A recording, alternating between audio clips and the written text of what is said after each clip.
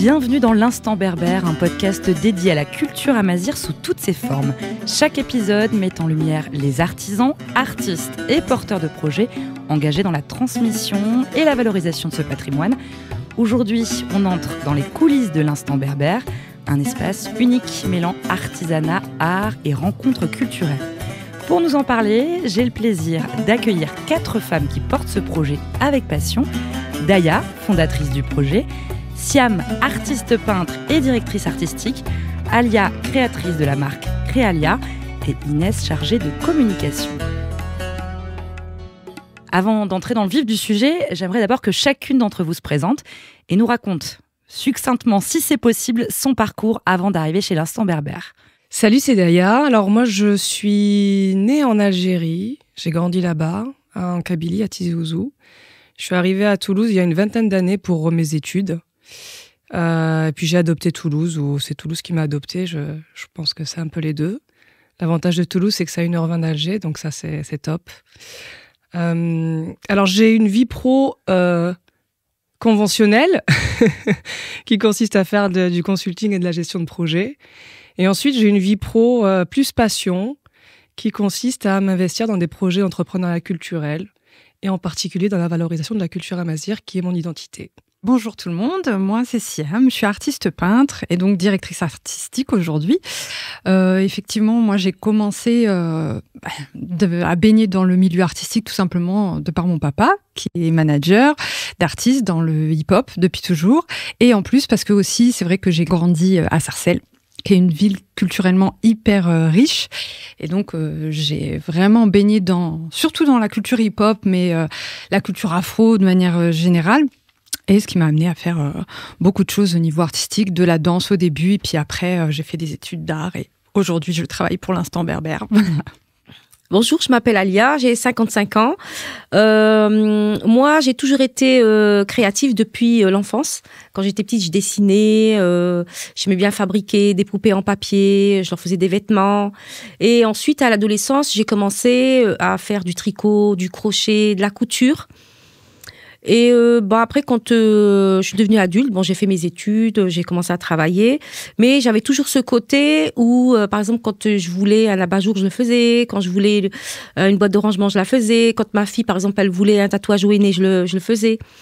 Et puis un jour, je suis tombée dans la bijouterie, grâce à ma fille, et donc j'ai pris des cours de bijouterie chez un bijoutier. J'ai pris des cours du soir. Et je suis devenue artisane bijoutière.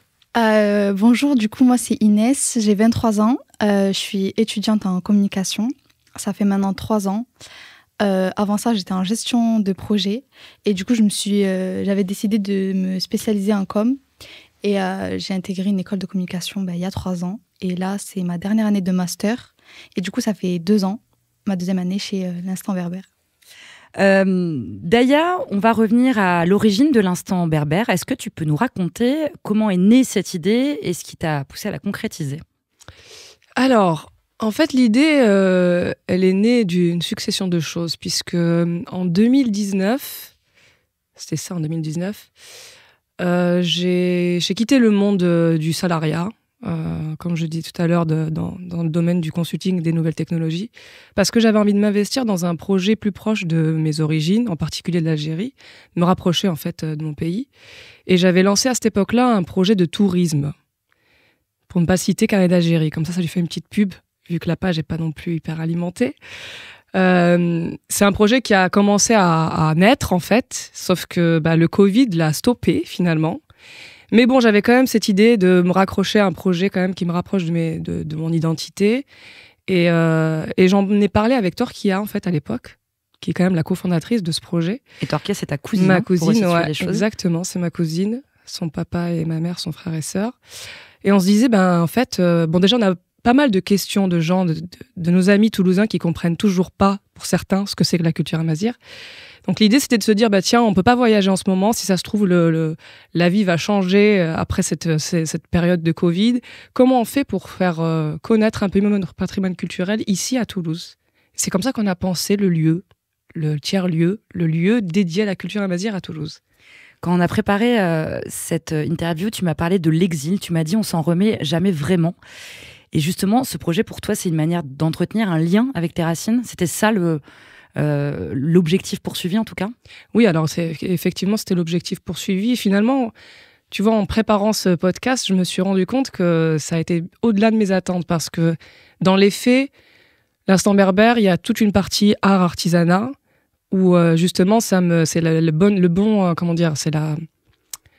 bon prétexte pour aller plus souvent en Algérie à la rencontre des artisanes, des artisans. Donc c'est un excellent prétexte pour pouvoir y passer beaucoup de temps. Et puis finalement, je me suis rendu compte qu'au-delà de tout ça, ça me permet de me connecter à des porteurs de projets qui sont partout et de se connecter à des personnes qui recherchent aussi la même chose. T'as été surprise de te rendre compte qu'il y avait autant de porteurs de projets, justement?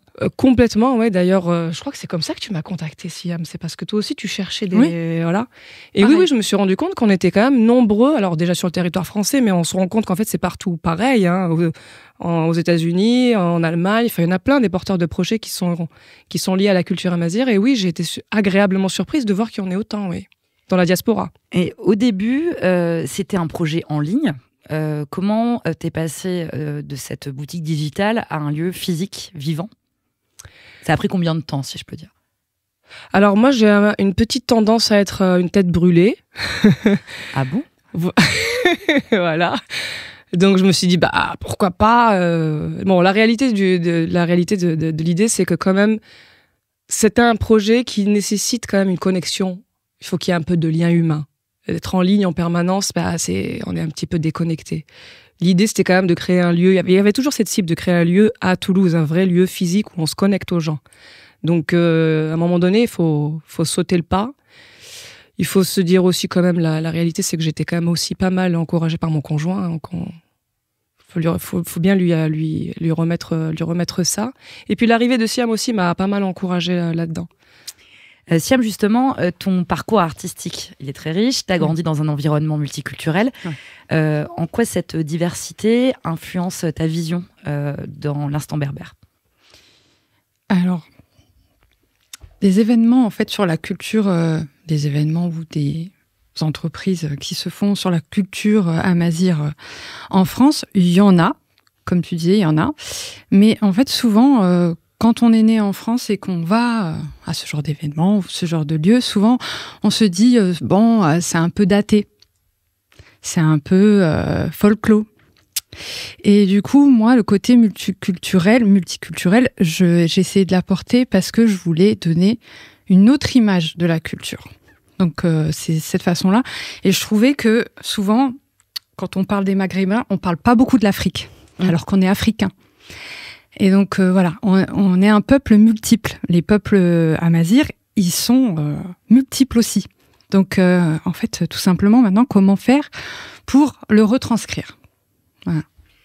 Et comment ça s'est passé la collaboration avec Daya? Comment elle a commencé en fait? Alors comme elle disait tout à l'heure, c'est qu'on a commencé à chercher, je pense...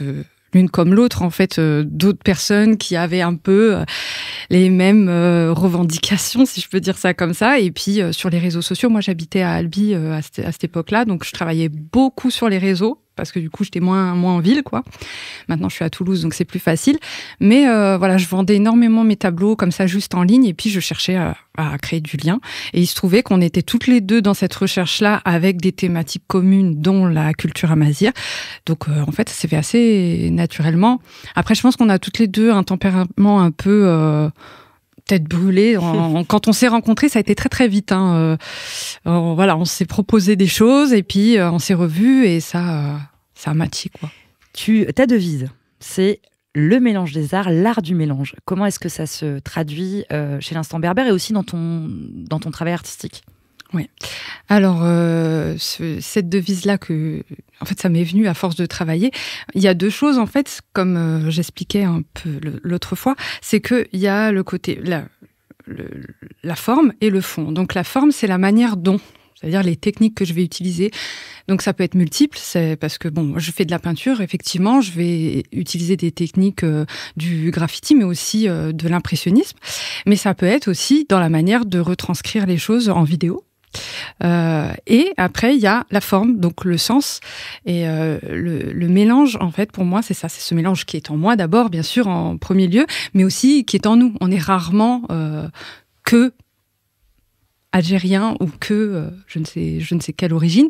Et c'est mon cas. Voilà, on est pluriel. Et c'est le cas pour moi, parce que comme je dis, je suis tout à fait française. Je suis née ici, j'ai la culture en moi. La culture algérienne aussi, la culture africaine aussi, la culture hip-hop, parce que j'ai grandi dans ce milieu. Donc voilà, c'est ce mélange-là. Alia, tu nous l'as dit, tu as toujours été très créative. Mais c'est un pendentif repéré par ta fille qui a déclenché ton envie de créer des bijoux. Est-ce que tu peux nous raconter cette histoire ? Oui. Ma fille, quand elle était adolescente, elle était fan d'un chanteur. En fait, il avait un pendentif et ma fille, elle voulait le même. Et moi, je me suis dit, je vais lui faire une surprise pour son anniversaire, je vais lui acheter. Et je le trouvais nulle part. À cette époque, c'était le début d'Internet, donc j'ai fait plusieurs sites. J'étais en ville, au centre-ville, j'ai cherché, je ne trouvais pas. Et je me suis dit, je vais essayer de le fabriquer. Et c'est là où je suis tombée vraiment dans le, on va dire, l'univers du bijou. Tu m'as beaucoup parlé de moderniser l'artisanat ancestral en respectant ses traditions et son essence. Tu peux me donner des exemples concrets et pourquoi il faut moderniser ? Tu m'as parlé notamment de la fibule. Oui. Est-ce que tu peux me raconter un petit peu ça ? Oui, la fibule, c'est un peu l'emblème. C'est une broche. Donc d'origine, elle est vraiment très grosse parce qu'à l'époque, les femmes, elles attachaient leur robe avec. Il fallait qu'elle soit épaisse pour bien tenir le vêtement. Et elle est pleine avec des pièces de monnaie, des pierres. Elle est vraiment lourde à porter. Et bien après, c'est un peu l'emblème de chez nous, la fibule. Et pour toi, c'est vraiment important de reprendre ces créations, comme je te disais, ancestrales. Oui. Et de les adapter à notre manière maintenant de vivre, à la modernité quelque part. Voilà, donc du coup, je garde vraiment le bijou et j'essaye de l'alléger, de le redesigner, de le rendre plus moderne, de façon à ce qu'on peut le porter tous les jours. Avec un jean, par exemple cette fibule, on peut la mettre sur un tote bag, sur une casquette, une robe de soirée. Voilà, donc en plus elle est légère, elle est facile à porter. Moi, je la mets sur mon écharpe. Voilà, et j'ai pas mal d'autres bijoux en fait que je modernise, mais en fait ce que j'aime bien aussi, c'est garder les symboles berbères, parce que nous les symboles, c'est un peu comme les émoticônes de maintenant. Donc il y a toujours un symbole qui veut dire quelque chose. Ça raconte quelque chose. Voilà, c'est léger, c'est moderne et il y a un symbole. Inès, tu as rejoint ce projet après une candidature spontanée. Qu'est-ce qui t'a séduite dans l'instant berbère ? Moi, ce qui m'a plu, c'est le fait que déjà c'était un projet déjà installé et il y avait beaucoup de diversité dans les activités de l'instant berbère. C'était pas qu'une simple boutique de vente artisanale, ce que je pouvais penser au début. Mais du coup, en parcourant le site, je me suis rendu compte qu'il y avait plein d'autres choses à côté. Pareil sur les réseaux sociaux, notamment le festival. Ça, par exemple, ça m'avait beaucoup intéressée parce que je pense que j'étais un peu la cible et au final, je n'en avais pas entendu parler. Et donc, c'est pour ça un peu que je me suis dit, bon, allez, je vais envoyer ma candidature. Tu m'as même raconté que tu étais tombée en fait, sur l'instant berbère en tapant dans Google « Entreprise berbère Toulouse ». Ouais, quelque chose comme ça. Je sais plus. Voilà. Mais c'était la seule entreprise, il n'y avait que ça, la première. Et j'étais étonnée d'ailleurs. Bon, je ne sais plus exactement ce que j'avais tapé, mais sans doute un truc comme ça. Et en quoi ce projet, parce que c'est pas rien d'avoir tapé Entreprise berbère Toulouse, ce projet, il te permet de faire le lien avec tes propres racines à Mazières, c'est bien ça ? Oui, c'est ça. Du coup, je suis moi-même issue de cette culture, donc j'ai voulu un peu... c'était ma dernière année de master, il me fallait une alternance pour 2 ans. On sait que maintenant, c'est dur de trouver une alternance, et je me suis dit, vas-y, 2 ans, c'est long. Autant faire mon alternance à quelque chose que j'aime bien, qui a du sens pour moi, en fait. Et du coup, à travers le projet... ça me correspondait, quoi. De cette manière, je pouvais aussi moi-même participer à la promotion de la culture. C'était un peu ce qui m'a fait, moi aussi, je veux promouvoir, parce que comme on l'a dit tout à l'heure, c'est pas très connu. Moi, je connais personne. À chaque fois qu'on me demande et que je réponds, on est là, mais c'est quoi ça veut dire quoi? Du coup, c'était un peu ce qui m'a motivée. En mode, il faut pas instruire les gens, mais Un peu, non? Oui, un peu, oui, un peu. Minimum faire de la pédagogie, quoi. Ouais, voilà, plus pédagogique, instruire, j'ai l'impression que ça fait un peu...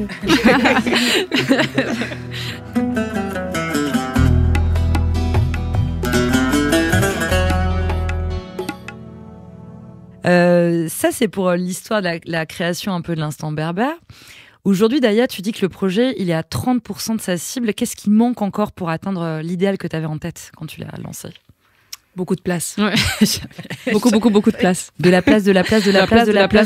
Ouais. Alors 30%, je suis peut-être un peu pessimiste. Si j'ai dit 30%, je pense qu'on est un petit peu au-dessus parce qu'en termes d'activité, finalement, on fait quand même pas mal de choses. Mais clairement, aujourd'hui, la problématique, c'est la place, même si on y travaille, puisque là, aujourd'hui, on est toutes les 4 autour de la table. Et l'objectif, c'est qu'à très court terme, on puisse s'installer dans un lieu déjà qui soit plus grand. Parce que tu veux faire quoi dans ce lieu-là?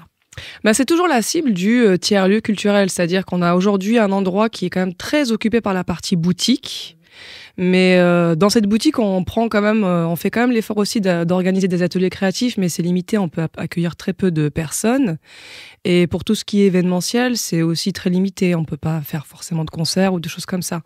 Nous, notre objectif, c'est quand même d'avoir un lieu où on adresse les différents axes en fait de la culture. Donc oui, il y a la partie valorisation des artisans, des créateurs, donc à travers la boutique, les ateliers créatifs pour parler de transmission, et puis de pouvoir aussi faire des événements de façon ponctuelle, que ce soit un concert ou une projection documentaire, ou surtout d'avoir de la place pour que les gens puissent se retrouver en fait dans ce lieu, pour parler d'un patrimoine culturel commun ou de le découvrir tout simplement. En faire un vrai tiers-lieu culturel.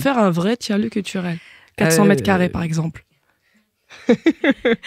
Et jusqu'à aujourd'hui d'ailleurs, quels ont été les plus grands défis que tu as rencontrés? Les plus grands défis, je dirais de toujours garder le cap en fait, parce que je pense que tous les entrepreneurs disent la même chose. C'est pas toujours évident de garder le cap dans un projet entrepreneurial, surtout quand tu dois combiner ça avec ta vie autre pro, officielle, et puis ta vie perso. Donc ça, je pense que c'est le plus difficile, parce qu'en plus les journées sont courtes finalement, ça passe beaucoup trop vite. Il faudrait la multiplier par 2 la journée. Et mon énergie n'est pas infinie finalement. Aussi le travail avec les artisans à distance. Oui, ça c'est un truc aussi. C'est vrai. C'est un sujet sur l'instant berbère. Parce que ça prend plus de temps, le fait que ça soit à distance? Non, mais c'est pas facile de faire acheminer les choses. Oui, c'est vrai, il y a des sujets logistiques. Ouais, voilà. C'est vrai qu'il y a des sujets logistiques. Mais tu vois, même ça... Oui, mais comme ça touche vraiment l'instant berbère. C'est même pas la première chose qui me vient en tête. Ouais. Mais c'est vrai que c'est un vrai sujet, la logistique. Parce que les artisans, il y en a beaucoup qui sont dans un autre continent. Ouais. Et c'est pas un continent avec lequel les échanges commerciaux se font le plus facilement, quoi. Siam, toi qui gères toute la partie artistique, pour toi, quelles sont les prochaines étapes pour faire grandir cet aspect du projet? C'est pareil, ça va être le lieu, tu vas me dire? Oui, là on est à fond sur ça, donc oui, c'est le lieu, c'est de pouvoir agrandir, etc., développer. Et aussi la partie galerie, qui est la mienne du coup, donc la partie galerie d'art. Donc ça serait dans ce futur lieu, possiblement. Voilà, parce que jusqu'ici, on a essayé en fait d'exposer. On a fait des expos au sein de l'Instant Berbère. Ça s'est plutôt bien passé, avec un petit vernissage, etc. C'est plutôt bien aussi pour les artistes qui se lancent. Mais c'est vrai qu'on est vite à l'étroit, c'est toujours pareil. Et puis, on voudrait développer aussi pour pouvoir accompagner plus loin en fait les artistes à Mazir dans leur développement artistique en fait. On pourrait envisager ça un peu comme une résidence d'artistes? Oui, une résidence d'artistes, mais je dirais même plus presque comme une agence, quoi. Le but, c'est de les faire travailler aussi, en fait, derrière, parce que il faut que chacun puisse gagner sa vie un peu, et c'est pas facile pour les artistes et artisans, et encore plus pour les artistes et artisans qui sont issus d'une minorité qui est en plus peu connue. Donc voilà. Donc il y a plein de projets possiblement dans les années à venir. Voilà. Alia, comment, selon toi, l'Instant Berbère peut contribuer à la transmission des techniques ancestrales d'artisanat à Mazir aux jeunes générations? Moi, quand j'étais petite, j'étais tout le temps collée à ma grand-mère. Et ma grand-mère, c'était une femme qui était vraiment très belle et connue par tout le, tout le sud-ouest algérien. Comme quoi c'était la femme la plus belle, voilà. Et elle portait toujours des beaux bijoux et Je me souviens, elle faisait du tissage, elle faisait tisser des tapis. Je me souviens, elle sculptait des cuillères en bois. Elle faisait même son petit bâton où elle mettait son crawl. Elle faisait son crawl elle-même. Je me souviens, j'allais avec elle aussi. Elle cueillait des plantes médicinales. Voilà. Et moi, ça me fascinait. Je posais plein de questions. Et c'était surtout ces bijoux. Donc, maintenant, je les ai hérités. Et je me suis rendu compte que maintenant, les femmes d'aujourd'hui, par exemple ma maman et moi, en fait, on a été à l'école, on a appris des métiers, on travaille, donc on fait plus ce genre d'artisanat. On fait plus nos assiettes, on fait plus nos tagines, on fait plus nos tapis, donc on achète. Et je me dis, en fait, c'est ça que, en fait, on commence à perdre. Et maintenant, ce travail, ce sont les artisans qui le font. Donc, ils ont leur place dans la transmission. Puisque avant, ça se transmettait de grand-mère à mère, de mère à fille. C'était comme ça, la transmission. Maintenant, c'est comme si qu'il y a une rupture. Et qu'est-ce que tu voudrais dire, justement, aux jeunes générations ? Pourquoi c'est important de garder un lien avec cette culture, avec ce que vous ont apporté vos grands-mères ? Pourquoi c'est important ? C'est important parce que, en fait... un jour, on va plus savoir reconnaître nos symboles. On va plus savoir les couleurs, par exemple le bleu que Dahlia porte, l'écharpe. On va plus connaître tout ça. Et moi, j'ai envie que ma fille elle connaît, ma petite fille, mes arrière-petites filles, elle reconnaît ce symbole. Il y a un symbole qui est super important pour moi, et moi, j'ai envie de le transmettre à ma petite fille. Inès, selon toi, les prochains défis pour la communication d'Instant Berbère, pour aller plus loin, on peut améliorer les choses ? Oui, on pourra toujours améliorer. Je pense que le plus gros défi, là, c'est de trouver un équilibre entre tout ce qu'on fait. Parce qu'il y a beaucoup de thématiques. Rien que là, récemment, on a ajouté une dimension voyage. Je ne sais pas si vous avez vu passer la newsletter. Bien sûr. Voilà, c'est déjà trouver un équilibre sur toutes ces thématiques, parce que c'est vrai que ça fait beaucoup et parfois, si c'est pas structuré ou quoi, on peut vite se perdre dans tout ce qu'on fait. Et pour ma part, de mon point de vue, ce que j'aimerais bien, c'est aussi élargir la cible à peut-être une cible plutôt de mon âge, mais vraiment plus jeune. Et ça, on peut le faire avec les réseaux sociaux. Dans la logique de transmission, ça a beaucoup de sens, effectivement, de s'adresser à des plus jeunes.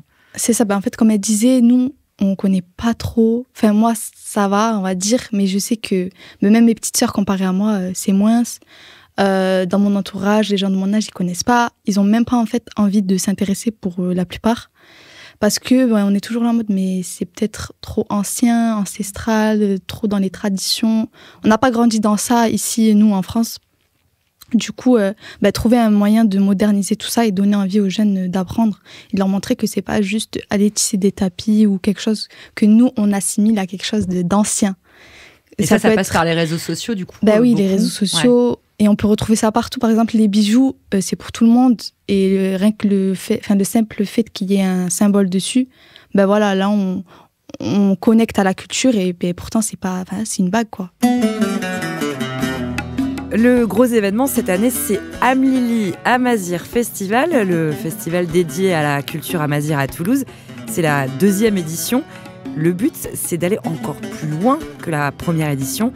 Alors, dans le détail, qu'est-ce qui va changer cette année, Dahlia ? Alors, on va quand même, dans les grandes lignes, avoir les mêmes thématiques que notre édition 2023, si ce n'est que cette année, on a voulu enrichir la programmation en proposant plus de concerts, et notamment des têtes d'affiche, des groupes qui sont un peu plus connus au niveau, avec une renommée mondiale, de pouvoir avoir plus de documentaires aussi, et ensuite d'être sur un festival qui va être plutôt en itinérance en fait, vraiment être présent dans Toulouse pendant un temps plus long, pendant 2 semaines, 2-3 semaines. Ouais, là où la dernière fois c'était c'était concentré sur un lieu pendant 2 jours. Donc ça, c'est vraiment les grands changements, quoi. Mais après, on reste quand même sur les grandes thématiques globales. Vous avez intégré un programme d'accompagnement avec le métronome. Ça consiste en quoi exactement, en fait ? Oui, c'est la première édition en fait de ce programme qui est lancé par les équipes du Métronome, qui ont plein de programmes en fait divers et variés, qui sont vraiment super. Et c'est un programme qui a pour objectif d'accompagner des associations dans leur professionnalisation, pour faire simple, à tous les niveaux, dans leur façon d'organiser des événements culturels. Donc c'est pas forcément que des festivals d'ailleurs. C'est pas forcément. On est le seul festival pluridisciplinaire du moins, parce qu'après les autres ils sont quand même très orientés sur la musique. Concert musique, ouais. Il s'appelle Métropulse. C'est le Métropulse, ouais. Et c'est la première édition. Et c'est la première promo. Et vous avez vu la différence? Ça vous a vraiment apporté quelque chose là sur Ah oui. Énormément. C'est-à-dire? Ils nous mettent directement en contact avec les acteurs du milieu du concert. Ouais. Donc au lieu qu'on ait à faire 50 mails et 50 rencontres avant d'avoir la bonne personne comme on fait d'habitude, là on les rencontre directement et du coup on a le contact et en plus on sait compétence. La compétence, et puis ils nous ont tous dit clairement que on passe un peu prioritairement du fait du programme, quoi. Donc ouais. Et puis en plus, ils nous aident beaucoup sur l'organisation aussi du concert, parce qu'on a le droit à un concert du coup organisé au Métronome. Et Siam, tu voudrais qu'il évolue comment, toi, le festival? Je voudrais qu'il évolue... Dans tes rêves, t'as le droit de rêver. Ah ouais, oui, alors je voudrais qu'il soit en fait à l'international. On aimerait bien pouvoir le présenter partout, en fait, qu'il puisse bouger. Au-delà du encore plus loin dans l'itinérance. Oui, voilà. Au-delà du fait que ce soit déjà sur une période plus longue, etc. On aimerait bien pouvoir le faire dans d'autres pays, en fait, tout simplement. T'as des idées du type d'artistes et d'artisans que vous aimeriez mettre en avant dans les prochaines éditions? Il y en a tellement, en fait. On se fait des listes parce qu'en vrai, on en découvre tous les jours. Tous les jours, ouais. Il y en a tellement. On se fait des listes, on est de plus en plus contactés aussi maintenant. Oui, on est contactés, oui. Une grande fierté d'ailleurs. Ouais. Et est-ce qu'il y a une thématique particulière cette année? Ou à chaque fois, c'est non, on reste sur toute la variété, la pluralité? Il n'y a pas de thématique particulière, mais cette année, il y a quand même des choses qui... Disons qu'on va découvrir en particulier la culture tamashek, naturellement. Ça s'est fait un peu par hasard, mais sinon... Oui, c'était pas forcément une volonté, mais il s'avère que vous avez plus d'artistes, d'artisans qui correspondent à ça. On va avoir quand même quelque chose de varié, mais c'est vrai que cette année, par rapport à l'année 2023, où on n'en a pas du tout parlé, on va parler d'une culture en particulier, ouais. Mais par contre, on aimerait bien que ce soit le cas sur d'autres, parce que ça, c'est un truc dont on parle souvent, déjà parlé, ouais. Avoir après des thématiques chaque année ouais. Où on va peut-être rencontrer d'autres cultures, par exemple. Oui, à la croisée des cultures. Voilà, exactement. Oui, ça sera... C'est infini. Encore une fois, vous êtes à la 2e édition, donc voilà, vous avez le temps de faire évoluer, de changer, raturer, faire évoluer. C'est un peu le but, quoi.